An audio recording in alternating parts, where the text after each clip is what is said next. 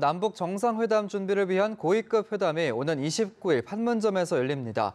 한편 트럼프 미국 행정부가 신임 백악관 국가안보보좌관에 존 볼턴 전 유엔 주재 대사 임명을 발표하면서 대북 정책을 주도할 강경파 삼각체제가 형성됐습니다. 네, 한반도 정세 두 분의 전문가 모시고 자세한 이야기 나눠봅니다. 김용현 동국대 북한학과 교수, 신범철 국립외교원 교수 모셨습니다. 어서 오세요. 어서 오십시오. 네, 안녕하십니까. 네.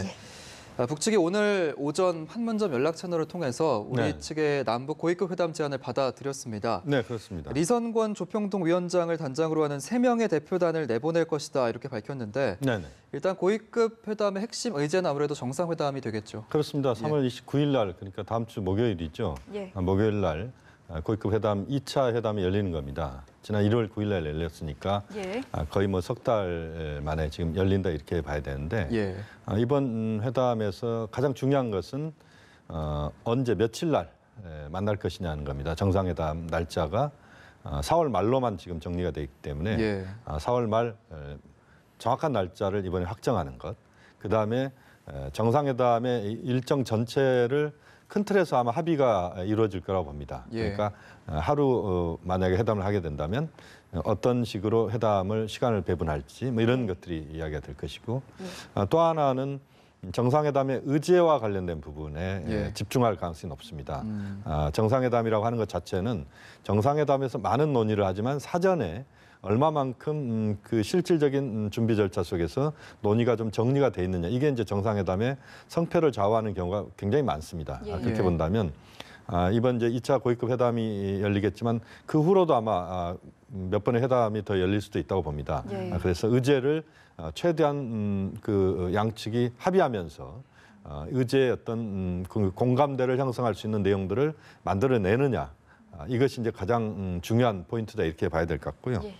실질적으로 리성권 북측 대표에 대해서 조명균 장관이 상당히 그 대화하기 편한 상대로 그렇게 이야기를 하고 있습니다. 그러니까 리성권 대표가 상당히 이제 군인 출신이었지만 보면은 실질적으로 자기가 시원시원하게 이야기할 때도 있고 또 그 조명균 대표와의 대화에서도 그렇게 막혀 있는 사람은 아니다. 또 북측에서 보면은 이제 자기 주장만 하는 경우들도 과거에 있었거든요. 이제 그런 사람도 아니고 그래서 상당히 대화를 같이 할 수 있는 파트너로 좋은 파트너다 이렇게 인식을 하고 있습니다. 그래서 이번 2차 고위급 회담에서도 괜찮은 성과가 나올 것이다 이렇게 보여집니다. 신 교수님은 핵심 의제 좀 어떻게 전망하세요? 뭐 우리 정부에서 이야기한 3가지가 의제로 따지면 핵심 의제가 되겠죠. 첫 번째는 비핵화 문제죠. 아무튼 이러한 남북 관계가 지속 가능하게 발전하기 위해선 비핵화 부분에 있어서 진전이 있어야 되는 거고요. 그다음에 한반도에 있어서 영구적 그 평화 문제. 그러니까 우리 정부가 이야기한 평화 체제라든가 또는 뭐 종전 선언 이런 부분을 어떻게 진행시킬 것인가.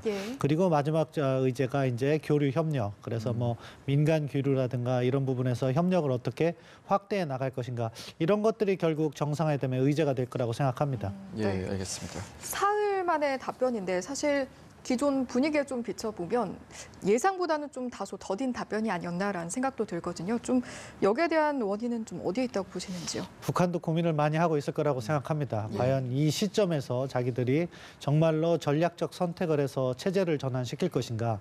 김정은으로서는 사실 자기가 어떻게 보면은 영구 집권을 할 수 있다는 자신감이 있기 때문에 과거 등소평이 중국을 개혁했듯이 핵을 내려놓고 자기가 북한의 등소평이 되겠다 하는 식의 전략적 결단을 할 수도 있다고 생각합니다.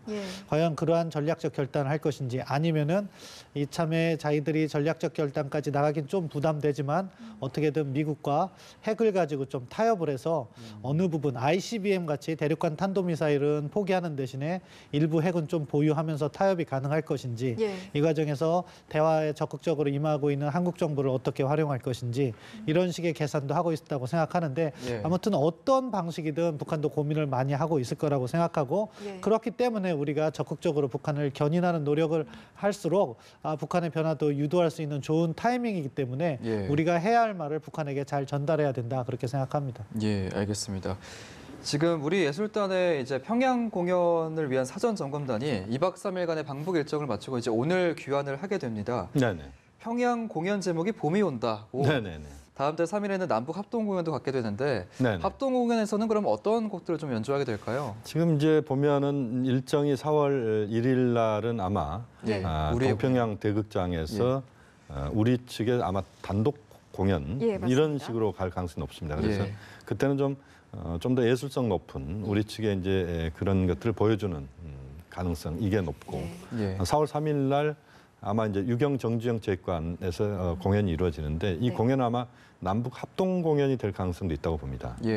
대체로 이제 두 공연에서 주제가 봄이 온다이고 또 전반적으로 한반도 정세가 지금 상당히 개선되는 쪽으로 그야말로 지금 이제 그 얼음이 녹는 그런 흐름 상황이기 때문에 거기에 맞춰서 그 곡들이 아마 선정될 가능성이 높다 이렇게 봐야 되고 또 하나는 지금 이제 북측에서 지난번에 강릉과 서울 국립극장에서 두 번에 걸친 공연이 있었고 거기에 이제 그 주요 곡들이 소개가 됐었습니다. 또 실제 북측이 그렇게 우리 측의 노래도 불렀고 그래서 그때에 준하는 정도에서 아마 곡이나 이런 여러 가지 그 주제들이 선정될 가능성이 높다 이렇게 봐야 되고 또 하나는 아마 우리 민족 고유의 공감대를 형성할 수 있는 그런 곡들도 들어갈 것이고 또 하나는 이제 우리 이제 K-팝 가수들도 가기 때문에 좀 더 경쾌한 그런 K-팝의 그런 진수를 보여주는 곡들도 들어갈 것이고 또 보면 이번에 이제 한국에서 아주 유명한 그 가수들 예를 들어 조용필, 이선희, 최진희 이런 분들이 가기 때문에 이들의 대표곡들을 북측의 주민들도 상당히 좋아합니다. 이미 북측에는 굉장히 많이 알려진 곡들이고 그래서 이제 그런 곡들도 같이 불려지면서 아마 종합 선물 세트 비슷한 그런 노래나 그런 그 레퍼토리가 될 가능성이 높다. 그래서 어느 한 주제라기보다는 우리가 보면은 열린 음악회 하면은 뭐 여러 주제들이 같이 뭐 나오지 않습니까? 아마 그런 비슷한 주제가 만들어질 가능성이 높고 또 북측의 노래들 중에서 정치 색깔이 거의 없는 노래 몇 곡 정도도 아마 불려지고 남북의 그때 국립극장에서 보면 현송월 단장과 우리 측의 서연 그 두 사람이 이제 같이 함께 노래를 불렀지 않습니까? 아마 그런 식의 빅 이벤트도 아마 또 만들어질 가능성도 있다고 봅니다. 또 사회자가 지금 공개가 안 됐는데 지금 이제 사회자가 깜짝 공개를 할 것이다라고 이야기했는데 누가 사회를 볼지도 궁금합니다.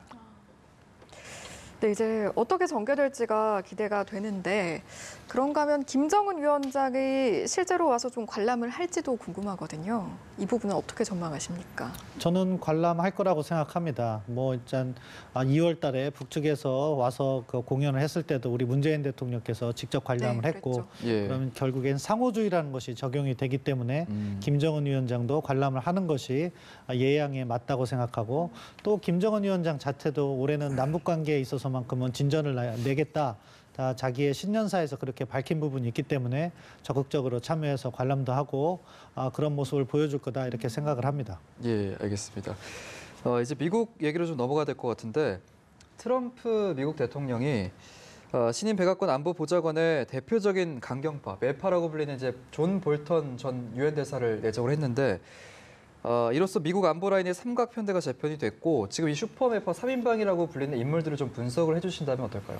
예, 뭐 슈퍼매파 3인방에서 이번에 새롭게 안보보좌관에 지명된 존 볼튼 그리고 국무장관에 지명됐죠. 전에 CIA 국장 마이크 폼페이오 그리고 니키 헤일리 유엔 대사 이렇게 해서 강경파 3인을 이야기하는 건데 사실은 니키 헤일리를 갖다 붙이는 것은 맞진 않습니다. 만약에 국방장관이 미국의 국방장관 매티스가 강경파라면은 정말로 의사결정의 핵심 라인의 3명이 모두 그런데 아무튼 매티스 국방장관은 합리적인 사람이니까 유엔 대사 니키 헤일리를 갖다 붙여서 3인방 하는데요. 아무튼 그 3명 모두 참 자기들이 걸어온 길을 돌이켜보면은 미국의 어떻게 보면 공화당 주류보다도 강력한 목소리를 내고 있습니다. 먼저 존 볼튼 신임 국가안보보좌관을 설명드리면은 전형적인 매파입니다. 그리고 부시 행정부 당시에 잘 알려진 네오콘의 일원입니다.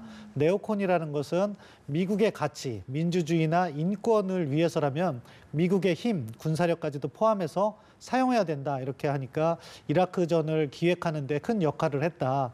그리고 또 더 중요한 것은 아직도 이라크전을 잘했다고 이렇게 이야기하는 몇 안 되는 그 초강경파입니다. 예. 그렇기 때문에 뭐 그 한반도의 긴장 가능성이라든가 이런 거를 여러 군데에서 우려하는 그런 목소리도 있는 거고요. 예. 마이크 폼페이오나 니키 헤일리 같은 경우에는 사실 존 볼튼 국가안보 보좌관보다는 공화당 주류의 목소리에 가깝습니다. 예. 그러니까 어떻게 보면은 이제 위협에 대해서는 적극적으로 대처해야 된다.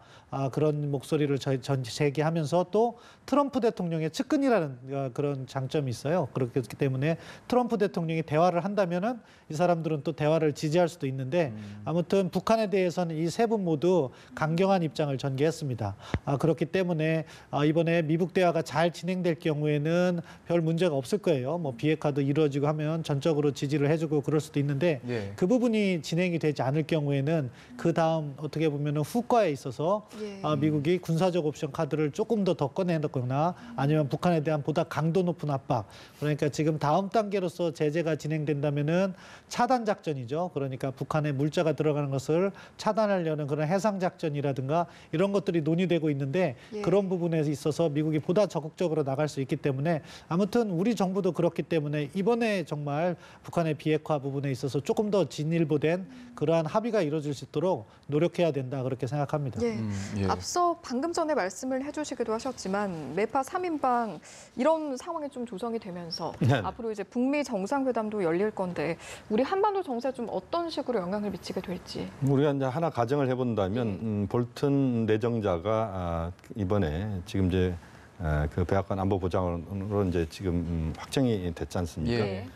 만약에 북미 정상회담이 확정되지 않은 속에서 그 속에서 볼튼 내정자의 그런 그 안보보좌관 이렇게 정리가 됐다면 또 상당히 부담스러운 부분이 있었을 겁니다. 다만 지금 상황에서는 이미 이 북미 정상회담은 트럼프 대통령이 5월달 안에 하자라고 하는 부분을 확정한 상태이고 볼튼 내정자도 이런 이야기를 했습니다. 그동안 자기가 발언했던 것은 좀 잊어라. 이제는 대통령의 입장에 자기는 최대한 대통령 입장이 발현될 수 있도록 그런 보좌를 하겠다. 이런 식의 이야기를 했습니다. 결국 지금 볼튼, 폼페이오 이 두 사람이 물론 이제 북한에 대한 미국의 강경 입장을 주도했던 사람이면 틀림이 없지만 그러나 실제 이들이 트럼프 대통령이 갖고 있는 대북 정책, 북한과의 문제를 풀어가는 해법 이 과정에서는 거기에 상당히 충실할 가능성이 있다. 물론 이 두 사람이 트럼프 대통령이 여러 가지 자신의 의견을 제시할 수는 있다고 봅니다. 그렇지만 일단은 북미 대화 또 정상회담 이것을 확정시켜 놓은 상태이기 때문에 지금 상황에서는 그것을 성공적으로 이끌어가는 데 있어서의 역할 이 부분을 적극적으로 할 가능성이 높다 이렇게 봐야 될 것 같고요. 또한 폼페이오 지금 국무장관 내정자 같은 경우는 CIA 국장 시절에 우리 서훈 국정원장과 상당히 긴밀하게 그 채널을 열어놓고 협의를 했던 인물입니다. 그렇기 때문에 우리가 그렇게 그들의 어떤 과거의 행적만 갖고 곧 뭐 북미 관계가 또 한반도 정세가 더 어려워질 것이다, 또 나빠질 것이다라고 하는 예단은 그렇게 적절하지 않다. 그렇게 말씀드릴 수 있습니다. 알겠습니다. 지금 이런 가운데 펜스 미국 부통령이 핵 폐기가 이루어지지 않을 경우 북한에 대한 압박의 강도를 낮추지 않을 것이다 이렇게 밝혔거든요. 그래서 이제 북미 대화에서 비핵화 관련된 좀 구체적인 성과가 나오지 않을 경우에 미국이 다시 좀 군사 옵션 카드를 꺼내든다든지 강경하게 대응을 할 수도 있겠다라는 분석도 좀 나오고 있거든요. 어떻게 보세요? 그것이 지금 트럼프 행정부가 갖고 있는 일반적인 인식인 것 같습니다.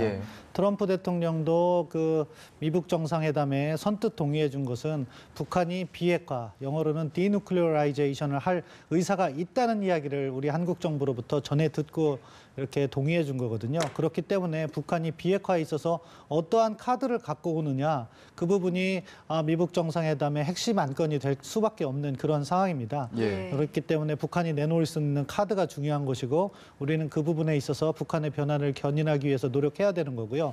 이제 그것이 잘 진행된다면은 저는 뭐 미북 관계 개선이라든가 우리가 원하는 한반도의 지속 가능한 평화라든가 잘 순항할 수 있다고 생각합니다. 근데 질문해 주신 것처럼 만약에 북한의 카드가 근본적인 변화가 아니라 어느 정도로 그냥 자기들이 핵을 보유하겠다는 의사가 있다면 미국에서는 다시 그걸 거절하고 강도 높은 압박으로 돌아설 가능성이 있기 때문에 그것조차도 우리가 고민을 하면서 단계적으로 접근을 해나가야 된다 그렇게 생각합니다. 예, 그렇군요. 그런가 하면 좀 다른 이야기로 넘어가 보겠습니다. 문 대통령이 베트남 국빈 방문을 마치고 이제 아랍에미리트로 공식 방문을 하려고 이동을 하게 되는데 아무래도 좀 이번 방문이 어떤 중동 시장 진출의 교두보를 구축하는 계기가 되지 않겠느냐 이런 전망도 있거든요. 예, 문재인 정부 출범 이후에 신남방 정책이라는 것을 제안했습니다. 그것은 뭐냐면은 우리가 미국이라든가 중국 기존의 시장에 너무 의존할 것이 아니라 동남아라든가 중동 이쪽으로 새로운 시장을 개척해보자는 그러한 의미에서 전개를 하고 있고 그 일환으로 이번에 베트남과 아랍에미레이트 방문을 하는 걸로 알고 있습니다. 우리가 뭐 지난 작년에 그 중국의 사드 보복이라든가 이런 걸 겪으면서 시장의 다변화 필요성을 아주 절감했습니다. 그런 차원에서 동남아라든가 중동 쪽으로 이렇게 새로운 시장을 개척하는 것은 아주 좋은 접근이라고 생각합니다. 뭐 더 나아가서 앞으로는 아프리카까지 고민을 하면서 우리가 보다 적극적인 경제 외교 이런 것을 전개할 필요가 있다고 생각하고요. 이러한 과정에서 그러한 어떻게 보면은 그 지역의 거점 국가라는 거죠. 동남아에서는 베트남, 중동에서는 아랍에미레이트 이러한 거점 국가들과의 협력을 아주 공고히 함으로써 거기서부터 더 협력을 확산시킬 수 있는 이렇게 점진적인 접근을 하고 있다고 보는데 매우 바람직한 방향이라고 생각합니다. 예, 좋은 결과로 좀 이어졌으면 좋겠습니다. 특이한 점은 이제 임종석 비서실장이 현지에서 합류를 하게 됩니다. 네네. 지난해 말에 이제 군사 협정을 둘러싼 갈등설이 불거졌을 때 이제 특사로 파견됐었던 임 실장이었는데 네네. 아무래도 뭐 관련 논의에 대해서 좀 앞장서는 입장을 좀 맡게 될까요? 어떻게 보세요? 어차피 이제 이 문제는 아랍에미레이트, UAE와 우리와의 문제에 있어서 그동안 이전 정부에서 만들어 놓은 것들을 좀 더 차분하게 좀 해결하는 그런 차원에서의 해결사로서의 역할을 임종석 비서실장이 그동안 해왔다 이렇게 봐야 됩니다. 모하마드 왕세자, 지금 이제 UAE의 실세입니다.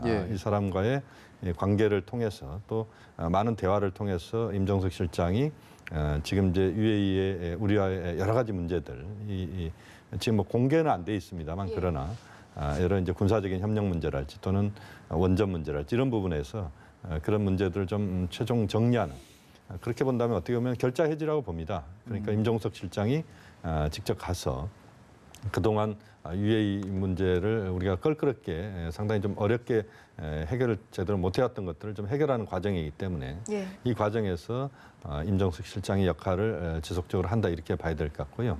어쨌든 우리 입장에서는 UAE를 아랍에미리트 연합을 중동의 중요한 또 하나의 거점으로 지금 생각을 하고 있습니다. 지금 신범철 교수 이야기하셨지만 신남방 정책은 결국 동남아시아, 인도 그리고 중동 아프리카까지 가는 그런 차원에서의 우리의 새로운 시장 플러스 또 문화 또 여러 가지 한국의 발전된 모습이랄지 이런 것들을 그 지역에 심는 이런 역할까지 하기 위한 그런 중요한 정책이기 때문에 그 정책을 수행하는 데 있어서 그 임종석 실장이 아랍에미레이트 연합 가서 충분히 역할을 한다. 뭐 그런 점을 우리가 이해하면 될 것 같습니다. 네, 아무쪼록 좋은 결과로 이어지길 바라고요. 네, 오늘 말씀 여기까지 듣겠습니다. 지금까지 김용현 동국대 북한학과 교수, 신범철 국립외교원 교수였습니다. 오늘 말씀 고맙습니다. 고맙습니다.